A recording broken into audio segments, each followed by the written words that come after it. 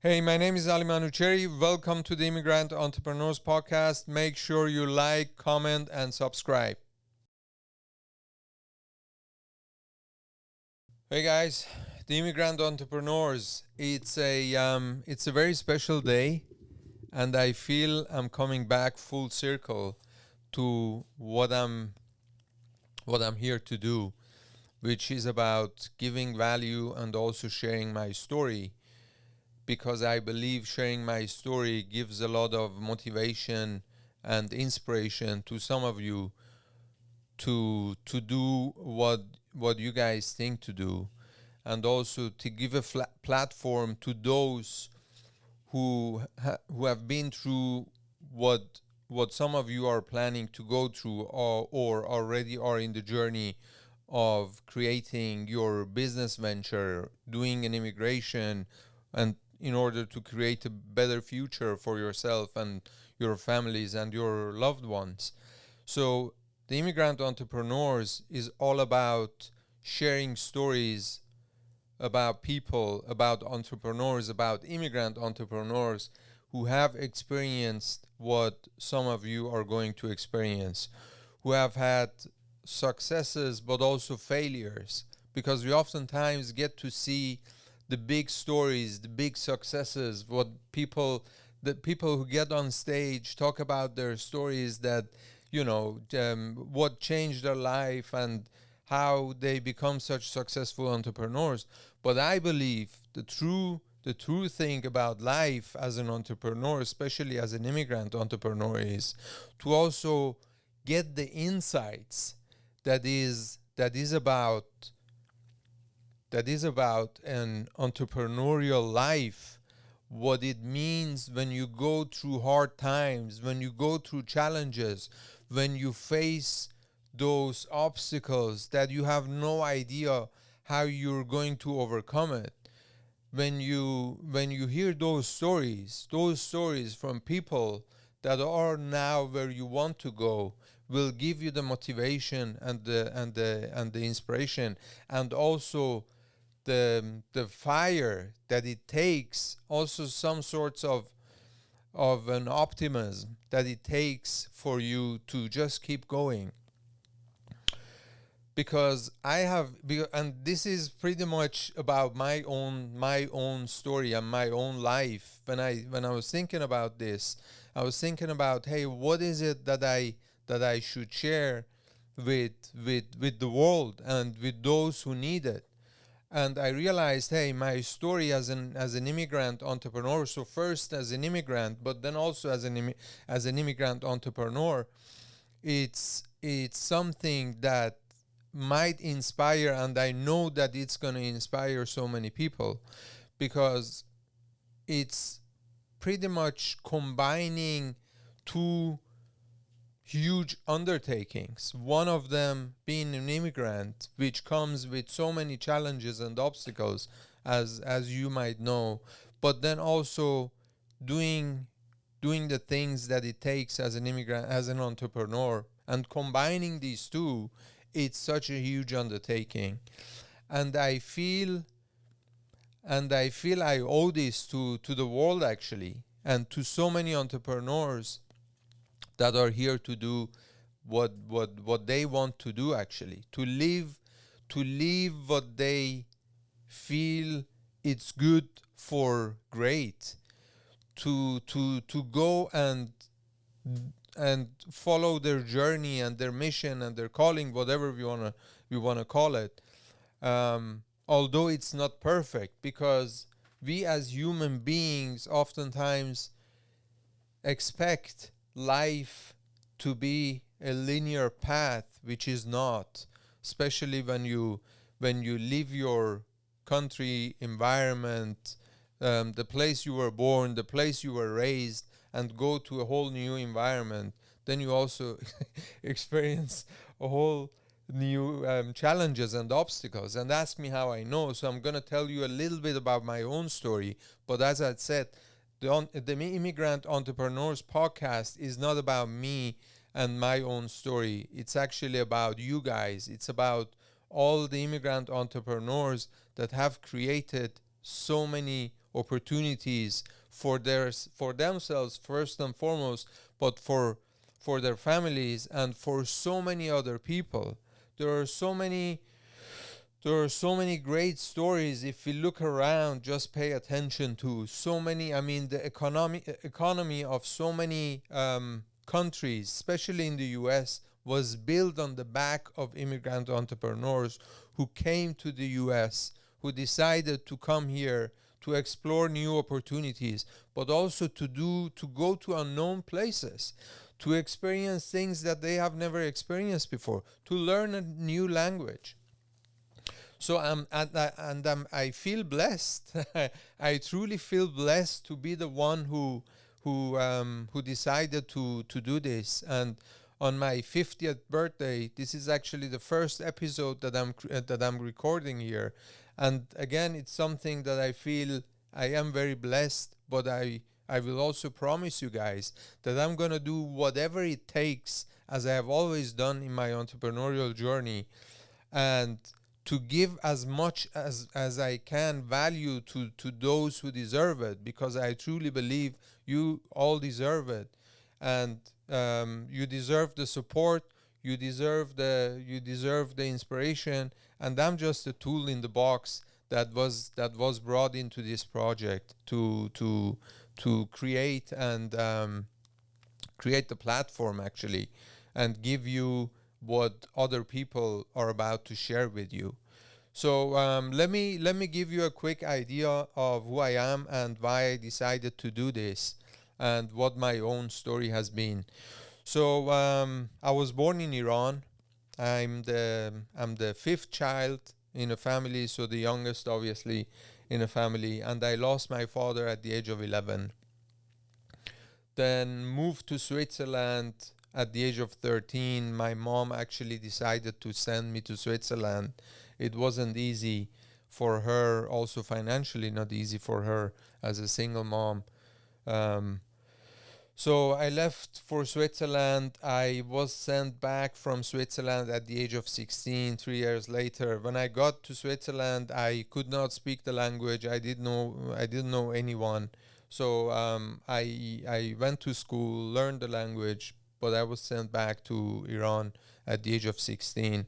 Then spent there another 5 years. Wanted to come back pretty much after a few weeks when I got to Iran, but it wasn't easy due to circumstances. So long story short, I managed to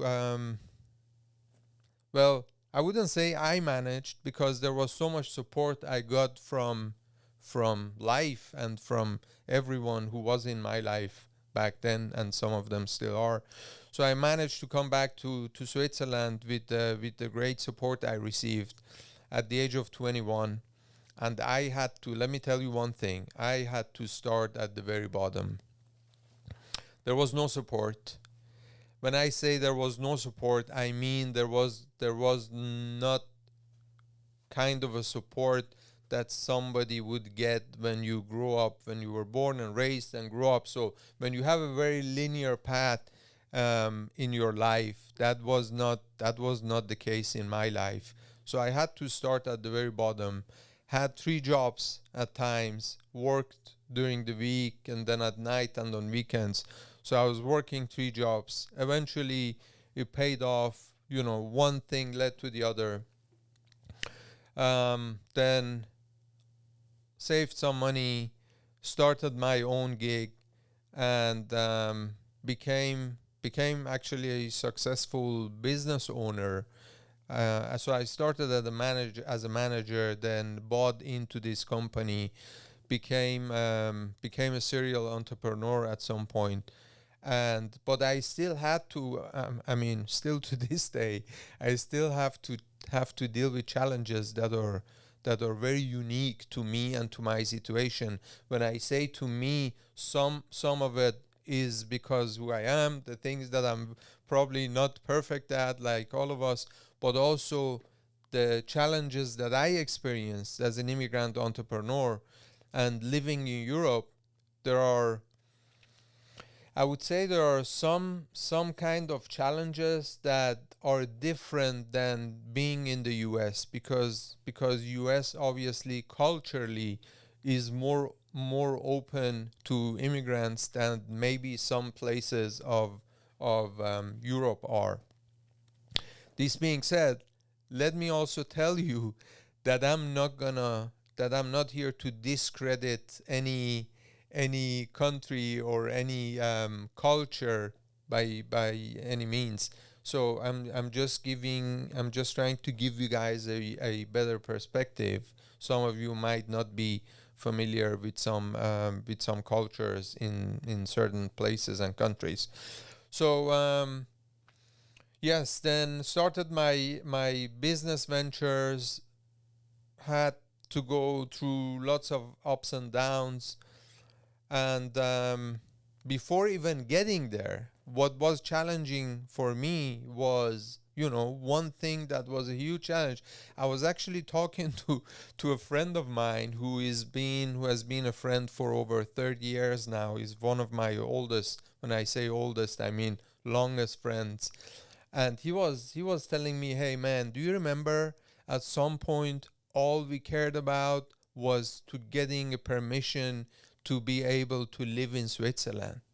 And I was like, man, that is so true.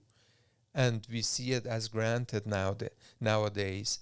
Nowadays, both of us were not born in Switzerland, so we came to Switzerland as immigrants. And I was like, man, I feel so blessed to be a Swiss citizen, to travel the world whenever I want, wherever I want, without even thinking about it. That is at these days I don't even think about it. But back then, that was not an option to me. That was not an option to me to just look at the flights and decide where I wanted to go, hop on a flight and just go. Was not an option at all. I was happy to even be able to spend and live in Switzerland and have a work permission to simply go to work and make a living. And I was not afraid of working. But at some point, I had no work permission. So I was not able to work legally. So, and when he said this, it actually reminded me of how grateful I should be and I am for the life that I have today, that I also created for myself, that I worked hard for it. But now sometimes we oftentimes forget, hey, what a blessing, what an amazing life we have, and most of it we created, of course, with support from other people, God, universe, whatever you believe in, but also the hard work that it took and still takes to do and create our own future. Because I truly believe that we have the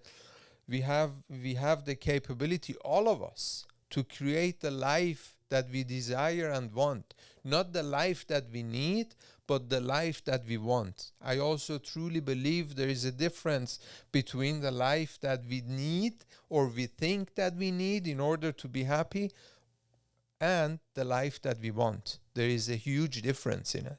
I will get to that in future episodes. So this being said, I'll get back to my entrepreneurial story as an immigrant. Then I became a business owner, opened bunch of businesses after that, failed some of them, sold some of them, started partner. So I have experienced the whole range of being an immigrant entrepreneur. Then also immigrated to other countries. And I was thinking about it the other day. So I'm on my fourth immigration, which is in the US. So I just immigrated with my family to the US a few months ago. And this is actually my first immigration with my family. So every time I have immigrated before, it was just me. So when you immigrate with a family, it comes with a whole new experiences and challenges that you have or I have never experienced before, although being through it already a few times before. And also every time you go to a different place, you go to a new country, you speak a new language, then it also comes with some sorts of new challenges and obstacles. Some things that again we take as granted. So I give you an example. When I got here into Florida, I wanted to get a cell phone. I wanted to get a number for myself and my wife. Was not possible, right? Being here in Florida, not having a ID that was issued by state is not an. Although I had my investor visa, I still have my investor visa, I have my social security number, but I basically had to wait a few weeks in order to get my state ID. I was not even able to get a phone number for myself and my wife. So then I had to go and get my driver's license. Same thing with my wife, and then we could do the things that might come as granted to people who were born here, who were raised here. So and then going through all the things that, okay, now you have to build your credit score. Now you have to go and create your bank relationship. Now, okay, if you're a business owner, now you have to file your LLC, corporation, whatever you want to. So those things are very new and unique every time you immigrate. Okay. Then another thing is, okay, when I got here, I had spent 48 hours in Tampa before I immigrated here. My wife, she had never been to Tampa before. So the first time she got here was actually when we moved here. The first time she got to see Tampa in real life is when she got here and she got out of the airport. So the next thing, okay, I don't know anyone. I got here now. I need to build my network. I need to. I'm building my professional network, but also my personal network. When you basically don't know anyone, then okay, where am I gonna get grocery? Where am I gonna get a car? Okay, I need a rental car. So this being said, I love networking. And I was preparing. It obviously helped because I had immigrated before in my life, and the process, although some steps of the process are familiar, but it's not the full process that it's familiar, because now you get, as an example, as I said, okay, I had no idea that I needed state issued ID in order to get my phone. Okay, so now I need to get my also driver's license, because they tell you, okay, if you get your driver's license, then you're not able to drive with your Swiss international driver's license anymore, because now you have to obtain the Floridian law, which tells you, hey, if you're a resident in Florida, you need to get your driver's license. So I was already preparing for this. I was already networking with a few people, which were strangers to me few months ago, right? So I was already networking and preparing. When I got here, I had a friend to go and work out with. I had another friend who we already had a business venture going on. But those people, I got to see them for the first time when I got here. Okay, so being on Zoom calls, being on phone calls, doing all these things online back and forth is not, as you some of you or all of you know, is not the same thing. When you get a person, you get to meet someone for the very first time. Hey, you might not like their energy, right? You might not like their energy. You might not like the way they treat you in real life. So, however, we got here and then had to go again through the whole process, which is also, I was actually talking the other day to a friend of mine. I was like, he's in Tampa, we're in Tampa now, and I was like, one, easy thing. One very basic. I love food. I have a background in hospitality businesses. I still co-own a few businesses back in Switzerland. I love going out. I love eating out. One thing that is obvious to me back home in Switzerland, if I want to go to any restaurant, if regardless what day of the week, if it's a busy day, if not, I know if I don't know the owner personally, I know who to call to get a table. Okay, here I I have a few restaurants that I like. They're always booked out, weeks ahead booked out. So I was telling my friend, I was like, hey, that's a very simple thing, and it's maybe first world problem, but going to a restaurant that you want, it's not possible if you're not gonna book 3-4 weeks ahead. Sometimes even booking 4 weeks ahead doesn't mean that you can get a table on a Friday, Saturday. So and then I also realized, hey, when I looked around myself, I actually realized how many other entrepreneurs that are immigrants have built huge businesses, huge life-changing businesses for other people, and and this was only possible because at some point they decided that they wanted to go for a future that was unknown to them at this point of their life. By say so Let me get one thing clear.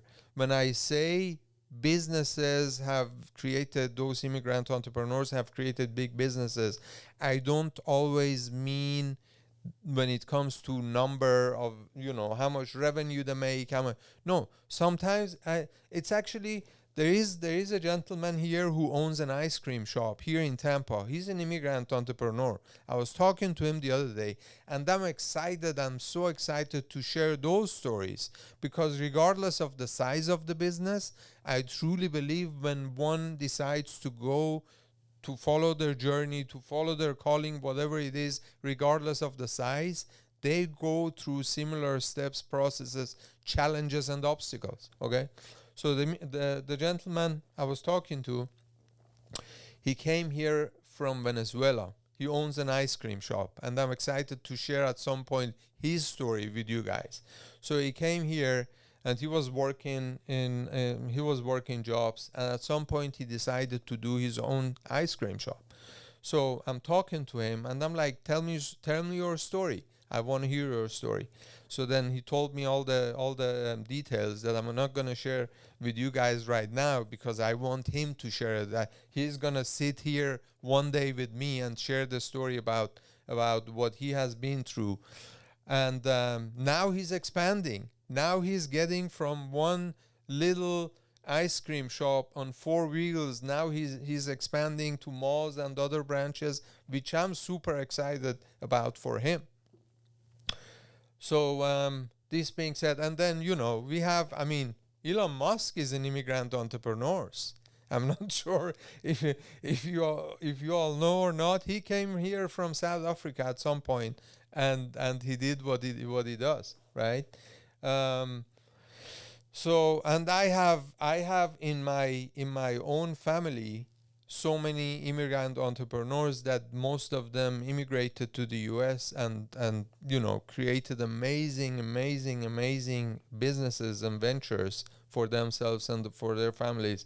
And I'm not sure if all of them would be willing to come here and share their stories, but some of them are, and again, I will share those stories with you guys. And let me tell you one thing: being an entrepreneur is not doesn't mean always, oh, your father was an entrepreneur, your mother, your uncle. No, in my own family, like my parents, no, my mom was a homestay mom forever. She never got to work outside of the home. My father wasn't an entrepreneur, you know. He never had any entrepreneurial journey going on in his life.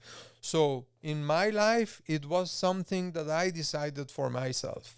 My brother is obviously, my older brother is obviously a business owner, entrepreneur, but there was nobody that we looked up to, you know. At some point, I decided for myself that I wanted to control my future, number one.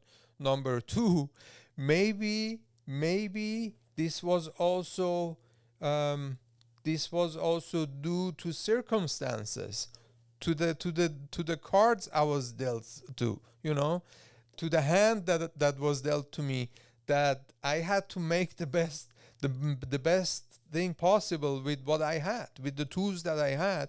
And for me, it was like I knew I don't want to go and work forever for someone who tells me what to do and what not to do, when to come and when to leave. And when I think about it, I'm not sure if I knew already back then how hard it was going to be if I would have gone that way, the route that I went, which I'm glad today that I did, because it's the only life that I can imagine for myself. It's the only life that I want to create for myself, and obviously my family and my loved ones who are next to me. So, and also the people that I got to inspire, also the people that I got to work with. It's been such a huge blessing to get to work with the people that I got to work with. Okay? So, all of this being said, again, I want to mention that it's not about me. I believe it's all about, so number one, I believe we're all connected in this world. What we do comes back at some point. And today where I am, of course, it was due to discipline and hard and sometimes maybe smart work that got me here, and also the support that I got from everyone. So in this case, I believe I am here to give back, but also give the platform and create a community that is here to give back to those who are starting out, or who seek maybe guidance, who seek maybe mentorship.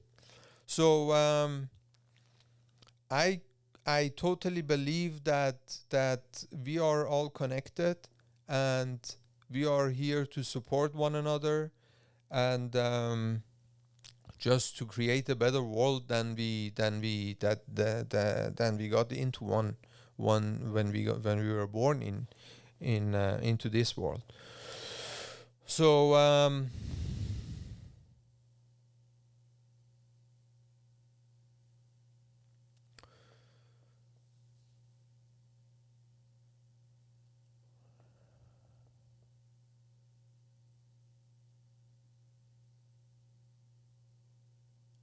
so the entrepreneurial journey as an immigrant that we go through is also about how you deal, or how we deal with the negative thoughts that we get, with the rejection that we might get from the new environment that we go into, right? So in my own case, I have experienced sometimes when you get into a new environment, because now we're a stranger, depending on where you go, depending on how open. So obviously, if you go into a smaller city, again, maybe in some place in a part of the world that they're not familiar with your type of, the way just the way you look, right? You might look, and I'm not judging, but I might look different than everybody else who was born and raised there. So now, and I also get that. So now they have all sorts of questions, and also curiosity. Hey, who are you? What is your story? And I also believe that trust is earned. Trust is not given to someone. So when I build relationship,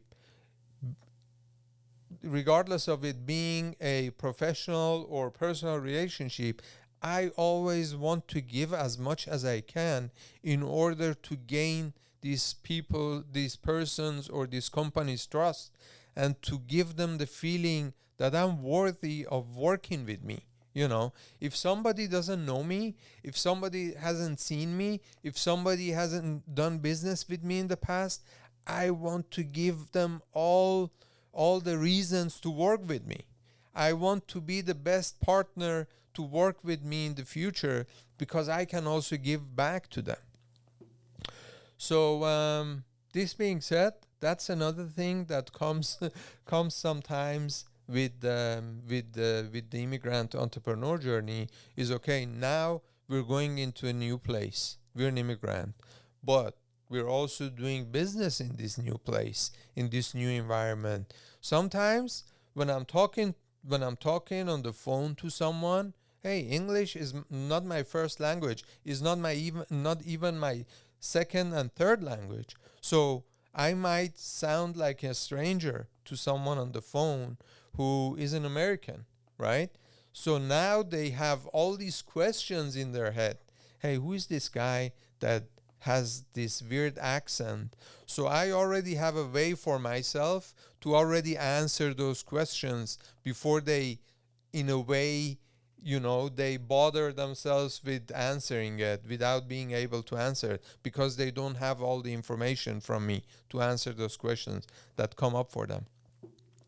So learning all these things, I believe, it's also a great way. It's going to equip us as immigrant entrepreneurs to deal with so many things that other people don't deal with.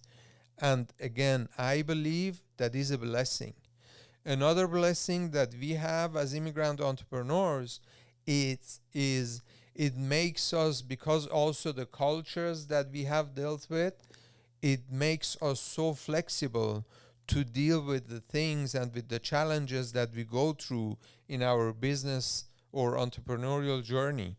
Because if you believe it or not, if you choose it or not, it's gonna get, at some point, it's gonna get hard, right?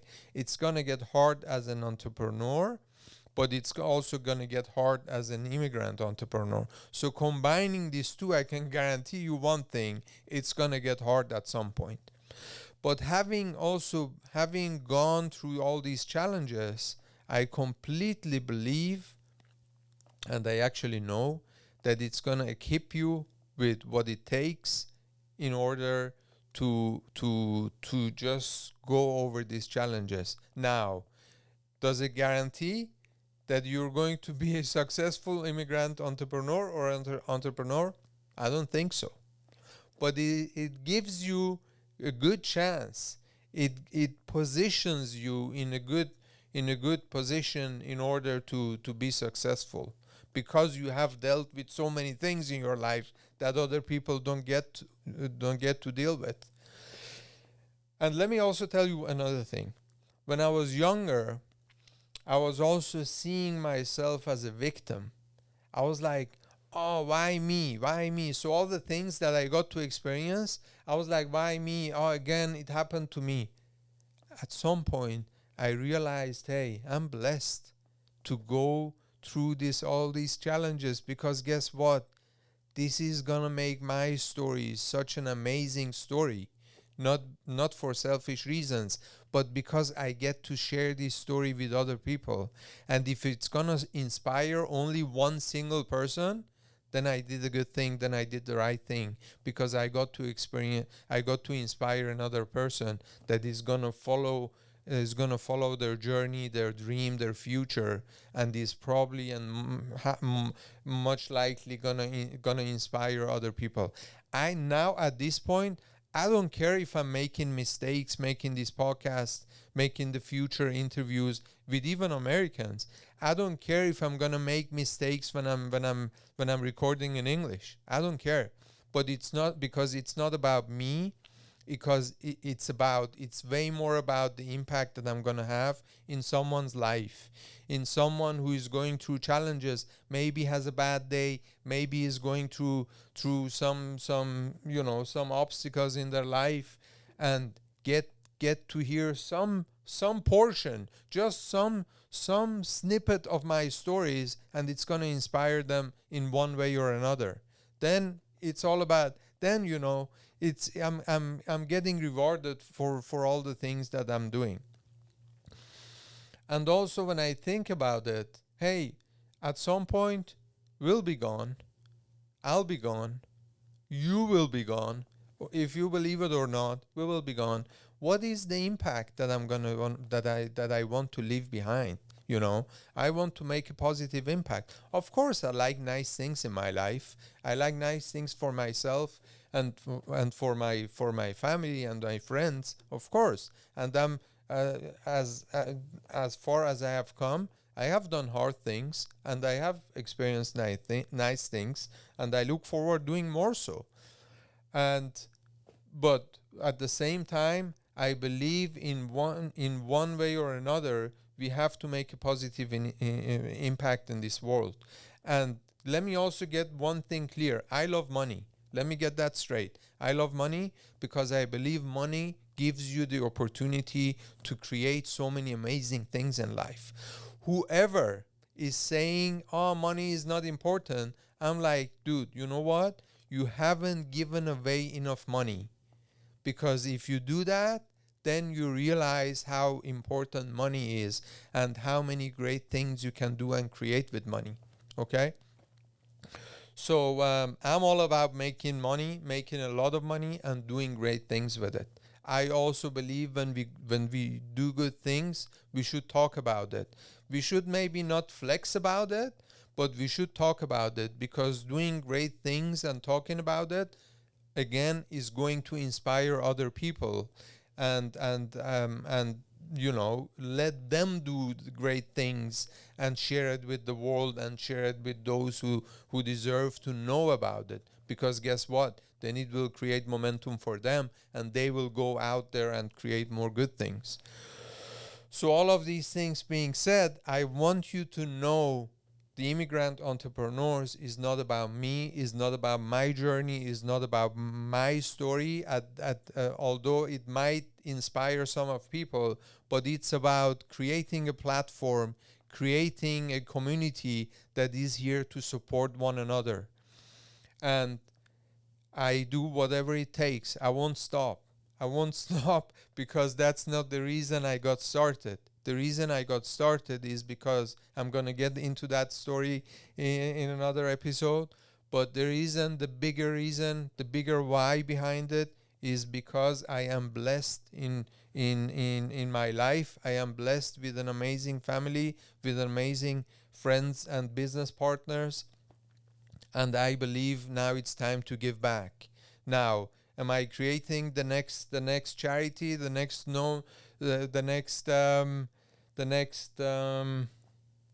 charity? No, I'm not, because truly every business, in order to create value, you need to have momentum, you need to create cash flow. So in order to give back, because with no money you cannot give back. But I also believe that you can do great things with money. So this being said, I'm excited for what we're here to create for you, for the immigrant entrepreneurs. And if you have an immigrant entrepreneur, if you know an immigrant entrepreneur, please reach out to us. I would love to have you as a guest. I would love to give you the opportunity to share the stories with you. If you seek guidance, advice, mentorship, also reach out to us, because as we grow, as we expand, we will have more resources to share with you all. And I'm excited for the journey that we're on, and I'm grateful for your support. And I promise you one thing: I do whatever it takes, and I will do whatever it takes, and I'm not going to disappoint you. Thank you for your time. I know your time is valuable, and I appreciate you listening to me. Thank you. So let me tell you one thing. Public transportation in Europe, but especially in Switzerland. So public transportation is in Switzerland is like a Swiss watch. It's like a Rolex. It works on seconds. Okay? If you ever go to Europe, please go hop on a train in Switzerland and look at your watch and see when you get from one destination to the other one. If, I'm not joking, if there is 2 minutes delay, they will announce it. Okay, they will announce it even more than once. So the reason I'm saying this, public transportation in Switzerland is huge, is like over the moon, right? But when you come here, if you're used to this and then you come here, you're like, okay, obviously it's a different kind of experience. And another thing, walking from one place to the other, it's a common thing in Europe, especially in Switzerland. When I was talking, or when I got here, people used to tell me, "Oh, it's like 10 minutes to get there." And I used to always ask, is it 10 minutes walk or is it 10 minutes ride? And of course, it's always 10 minutes ride, because if it's 10 minutes walk, then they will tell you it's 10 minutes walk because it's an unusual thing, right? But in back home in Switzerland, when you say 10 minutes, it usually means it's 10 minutes walk. So another funny things. Again, walking here, I don't think America, or at least Florida, is made to walk from one place to the other. Obviously the climate doesn't allow that half of the year without walking from A to B without getting melted. And also the way the streets are made. Um, so public transportation was something that we had to understand. Okay, it's maybe not an option at this point. You need cars. You need cars to get everywhere. So literally in Switzerland, when we get there from the airport to wherever you live, you don't even need a car without even walking. So you can hop on a train, you can hop on then bus, then whatever, and it's amazing. So that was another thing. And so I give you another example. When I was talking to my friends in the US, I actually said that to, we usually go do workout in the morning. I was in the group. We worked out this morning. I was telling this to my friends because one of them said, "Oh, I'm gonna take my kids to school," and I was like, "Dude, let me tell you one thing. When I was talking to my friends before I moved to the U.S., and they were like, 'Oh, I have to go pick my kids up from school, or I have to go drop them off,' I was like, just let them walk. I never told them, but in my mind, I was like, I mean, kids here walk, right? You guys should do the same in the US. Let them walk. It's good for them. But when I got here, there is no such thing as walking to school. You can't walk to school. So you have to drop them off. You have to go pick them. Now, having my son going to preschool, now I know what they were talking about. So it's interesting. Those are very simple, easy things that you don't even think about. But when you get here, you realize, hey, there are so many things that are different. And I'm sure when you go to Asia or you go to South America or wherever you go, there are some cultural but also some environmental things that are very different. In Switzerland, 12 o'clock, everybody goes to lunch. Most of the people go to lunch. Here, 2 p.m., 3 p.m. Another thing, when you have an appointment with someone, usually it's like 10. Okay? In Switzerland, they're already there 9:55, right? Here, because also due to traffic, road, some things that are unpredictable. Sometimes you don't know what's going on.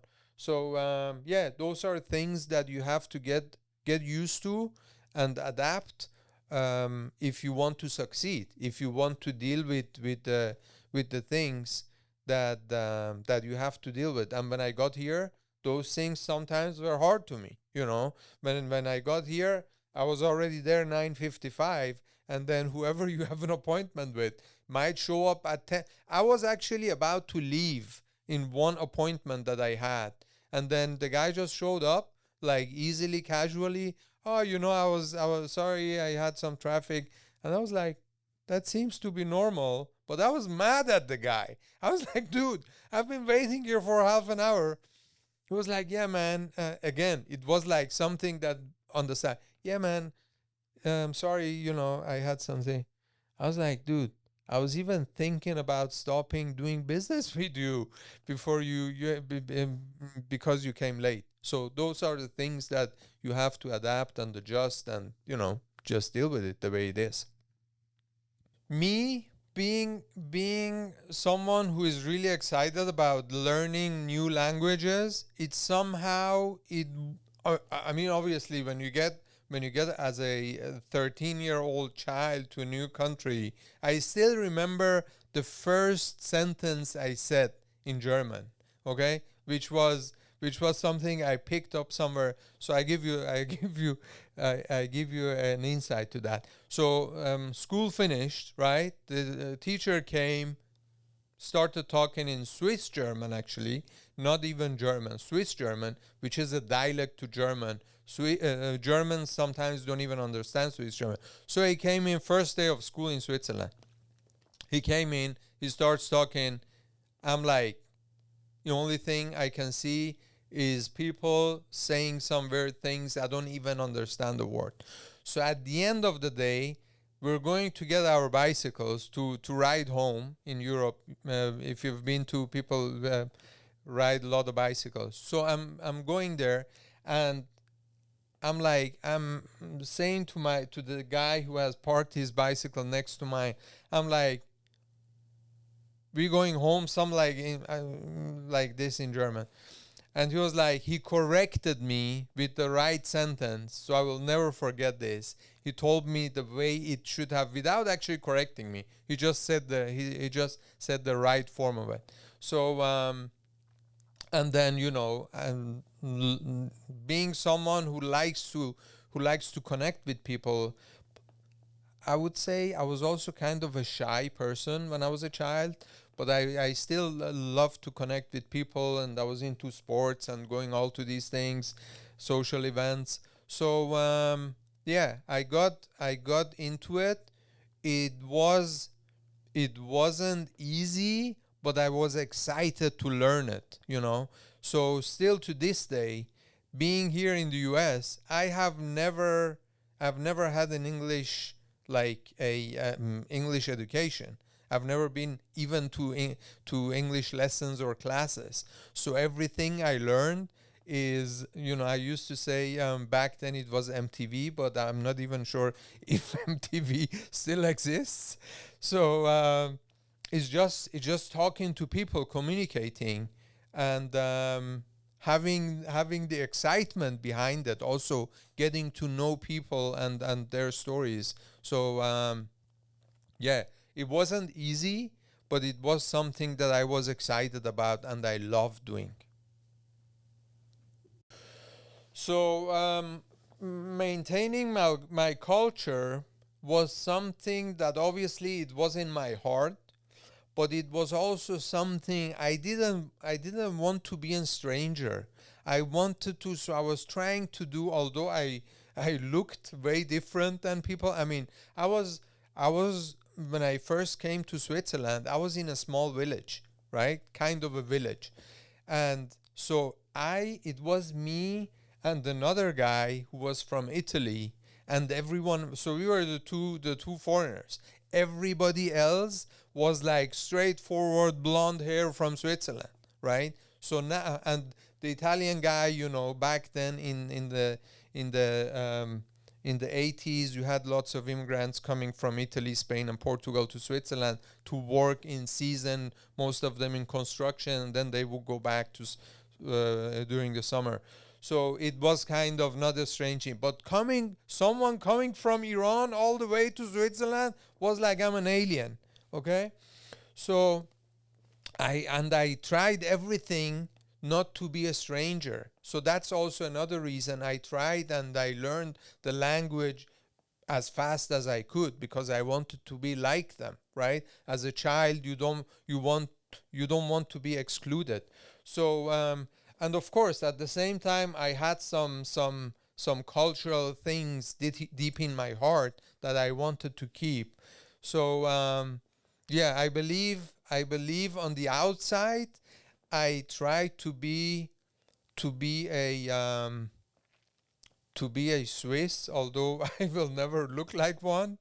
Um, But yeah, I was trying to adapt, at least culturally, as soon and as fast as I could. Well, now, was I successful in doing that? I don't know. We have to ask my back then friends. I don't know, but at least I was trying to, because I didn't want to be a stranger. I wanted to be like them in order also to be liked.